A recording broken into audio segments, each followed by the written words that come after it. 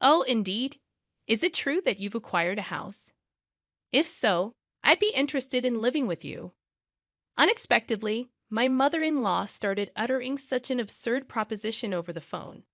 She must have caught wind of our recent home purchase from my husband. I could discern my sister-in-law's amused chuckles in the background. Does she believe her laughter can go unnoticed? Honestly, I have no desire to reside with my mother-in-law and the others. I thought my husband shared the same sentiment. However, the fact that they've been informed about our new house. Could it be that they're assuming we'll be living together? The idea that my beloved husband might be in cahoots with them fills me with a bit of apprehension. Yet, I have no intention of yielding to their wishes. Are they trying to manipulate me? If that's their game, I'll reverse the roles. Reflecting on all my past tribulations, I pledged revenge against them. I am Kate Thompson, 30 years old, working as an ordinary employee at a major financial corporation. I married my husband Joe 3 years ago, and though we don't have children yet, there's a valid reason for that. A decision we both took seriously. Joe and I are fully committed to our careers, toiling daily with the aim of advancing. Once our professional lives stabilize, we plan to build our own home and create a stable environment for raising children. We've agreed to revisit the topic of having kids once our careers settle down. This was a decision we made earnestly, sharing our genuine feelings and thoughts. We do aspire to have children eventually, and now, as we prepare for that, I find myself recalling all my past struggles. Then, one day, I successfully executed a well-planned project at work, and my promotion was officially confirmed. While my salary was already sufficient, the promotion brought even more comfort to our lives. On the other hand, Joe, although not promoted, received a substantial salary increase due to his years of service. With both our incomes on the rise, I felt it was time to turn our long-held dream into reality. So I broached the topic with Joe. Joe, I want to talk to you. Over the past year, both of us have had stable incomes. I think it might be time to consider getting our own home. What do you think?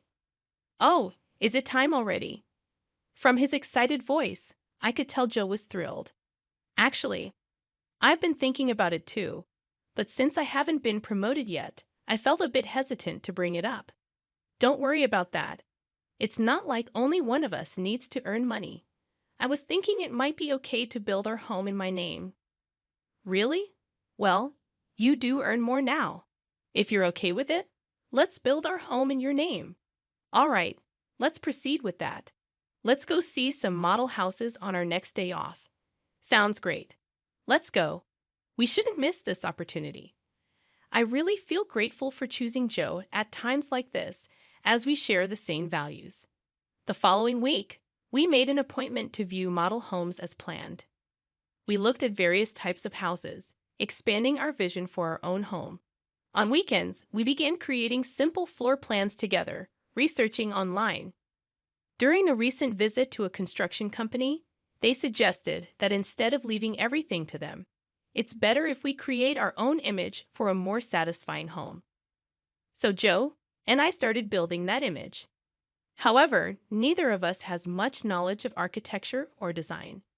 Even with research, it takes time to put it into practice. While taking breaks, we continued working, and then the doorbell rang. I thought it was a delivery, but when I opened the door, my mother-in-law was standing there. Unexpectedly, huh? Mother, what brings you here so suddenly like this? My mother-in-law sometimes visits our place without notice. She glared at me and, without a word, took off her shoes and went into the house on her own. I'm here, Joe. Huh, Mom? What's up? Surprised by his mother's call, Joe showed a startled reaction. Did you have some business around here? To Joe's question, his mother looked a bit perplexed. Yes, I told Kate about it over the phone a little while ago, but it seems Joe didn't know. I see. Maybe Kate forgot to tell me. Seems like it. Kate, even though she's still young, has a terrible memory. That's not true, Mom. It's not forgetfulness. Kate is incredibly busy with work, and at the same time, she takes care of the household. Her mind is always full of things to do. You're such a kind boy, Joe. If your late father were here, he definitely wouldn't have forgiven that. I really respect Kate from the bottom of my heart. So, Mom, why did you come here today? To Joe's question, his mother smiled contentedly.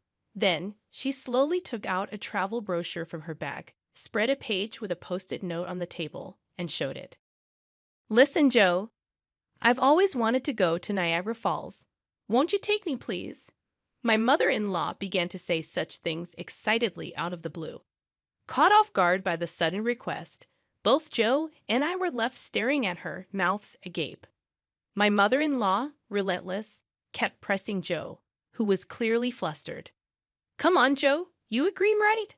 Think of it as a way to show filial piety. Wait a minute, Mom. I'm in trouble if you suddenly say you want to go on a trip, though you can come too. Actually, I was thinking of going with Claire, but if Joe wants to go, I'm delighted to turn it into a family trip.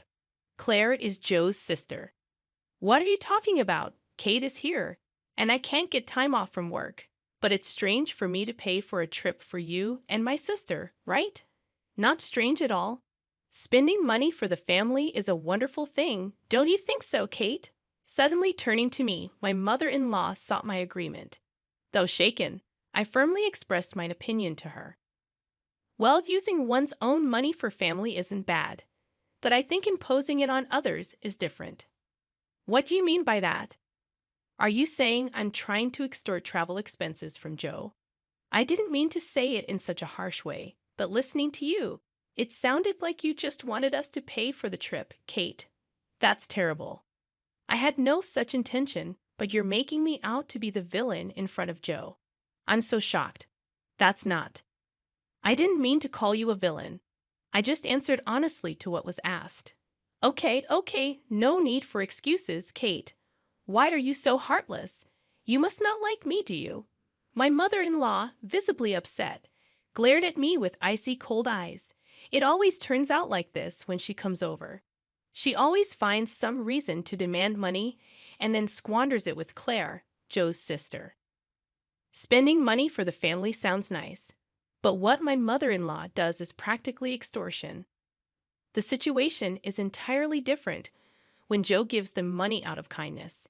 No matter that they're family, I never really liked Joe's brazen mother and sister. According to Joe, his mother and sister became so selfish after his father passed away. Joe's father died when he was in high school, and since then, they have lived as a trio. While his strict father was alive, he watched over the finances. But with his departure, there was no one to stop them, and they even freely spent the life insurance money. Also, since Claire works part-time, not as a full-time employee, her salary is low, and their life is always on the edge. So this is why she regularly visits our house, making excuses like life is tough, or I want to relax and travel somewhere to extort money from Joe. Before marrying Joe, it seemed he was at the mercy of his mother and her demands after his father's death. A sense of dependence for being cared for by his mother had bound Joe. However, since marrying me, Joe seems to be gradually realizing their true nature. Even when repeatedly asked for money, recently he's been trying hard to refuse. For Joe, that's quite a growth. Moreover, he has recently become able to speak back firmly to his mother. To my mother-in-law's spiteful words like, "You don't like me, do you?" Or "Why should I for such an uncharming daughter-in-law?" Joe responded clearly. "Just because you're my mother doesn't mean you can speak badly of Kate. Didn't Kate just answer what you asked her, Mom? You're taking Kate's side. What are you talking about?" "I think you're in the wrong here, Mom. That's so unfair. Surely Kate must have poisoned your mind against me. Poor thing, you were such a kind child before we got married." "I'm telling you that's not it. I'm saying this because I think so." Joe's firm response surprised my mother-in-law, who was not used to being talked back to like that. With a frustrated look, biting her lower lip, she said, "Fine," and left. "Kate, I'm sorry. I'd always make you feel uncomfortable." "No, it's okay. You stood up for us this time. Once we build our own home, we'll be further away. Let's not interact with Mom and them." "Then yeah, that would be a relief. If you're okay with it, Joe, I'm grateful." The place we are considering for our new home is quite far from our current apartment, improving the convenience to both of our workplaces. Our current apartment is about 5 train stations away from Joe's parental home, but the new house will be 3 times farther and require transfers. The route from the station is also complex, so if we don't give them the address, they won't be able to find our new home. It's a good chance to cleanly break off our relationship with my mother-in-law. Later, we submitted our imagined floor plan to the construction company, and the construction started 2 months later. After about half a year, our $500,000 dream home was completed. We managed to squeeze some time from our busy work schedules to pack a few days before the move. I received a call from my mother-in-law on my smartphone. Busy packing. I turned on the speaker and answered the phone. "Hello," I said, and my mother-in-law started speaking in an unusually high-pitched voice. "Kate, when are you moving? You bought a house, right? I want to live with you." Suddenly, on the phone, my mother-in-law began to say such an outrageous thing. She must have heard about our new home purchase from Joe. I could hear Claire, my sister-in-law, chuckling in the background. "That's great. We can make Kate work for us every day. Mom, you came up with a good idea." Do they think their words aren't reaching me? It's clear they plan to piggyback on our move. I imagine them planning to use me for an easy life. Honestly, I have no intention of living with them. I thought Joe felt the same, but telling them about the new house. Could it be that they're assuming we'll live together? The thought that my beloved Joe might be in league with them fills me with a bit of fear. But I have no intention of letting them have their way. They're probably trying to use me, right? If that's the case, I'll turn it around and use them. I told them the date of our move. Then my mother-in-law and Claire said, "We'll come to the apartment in the afternoon on that day. Take us with you in the car, and arrange the movers for us too." They hung up after making their demands. But of course, I have no intention of complying. For now, I'll check the facts with Joe. As I was about to go and tell Joe this, he was already standing behind me. "Joe, you were there. I came to say we should take a break, but was that Mom on the phone just now?" "Ah, yes. I was going to talk to you about it too." "Why did you tell your mother about our new home?" "It's not like that. Actually, when Mom came over last time, she seems to have seen the floor plan of our new house. She kept pestering me about it every day. So, Kate, I'm really sorry." "I see. So you don't intend to live with your mother, right?" "Of course not. After hearing that phone call, I'm even thinking it's better to cut ties with her." Joe's expression was filled with more anger than ever. It was the first time I had seen him this angry. From what Joe told me, my mother-in-law had seen the layout of our new home and was convinced it was a spacious house. She had pretended to be interested and called Joe repeatedly, asking him about the number of rooms and details of the facilities. But it seems that Joe is on my side, which relieved me. Then there's no problem at all. This made me determined to get my revenge on my mother-in-law. I've had enough of her saying whatever she wants, but it's goodbye to that now. I'll make sure to settle this properly. And so the day of the move arrived. Joe and I had the movers transport our things in the morning and headed to our new home in our car. By the time we finished moving everything, it was already past 1:00 p.m., checking our phones while taking a break. We saw dozens of missed calls from my mother-in-law. "She called me too," Joe said, sounding weary. Then my mother-in-law called again. I answered the phone with the speaker still on. Hello, Kate. Where are you? I told you I'd be at the apartment in the afternoon, didn't I?" Yes, you did say that. So what can I do for you?"